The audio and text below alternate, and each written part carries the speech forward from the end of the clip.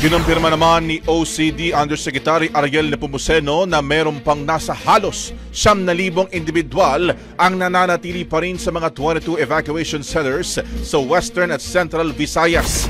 Ang mga individual na yan ay sila nga hong apektado ng pananatili ng Alert Level 3 dyan po yan sa Mount Canlaon kung saan ipinagbabawal pa rin ang anumang aktibidad sa loob ng 6 na kilometro sa Permanent Danger Zone. Samantala, bagamat hindi sigurado ang sa magiging aktibidad ng bulkan sa mga susunod na araw, siniguro naman ho ni Nepomuceno na may sapat pa na pondo ang OCD upang matustusan ang pangangailangan ng mga evacuees.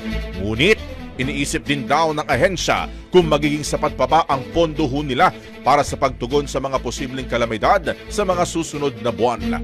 Sa ngayon, umabot na raw po sa 223 billion pesos na halaga ng tulong ang naipamahagi dyan po yan sa mga apektadong residente sa Region 6 at 7. Ang bahaging ito ay hatid sa atin ng Yummyvit ES2 Oral Drops. Simulang tuparin ang pangarap ng iyong anak. And stunting now,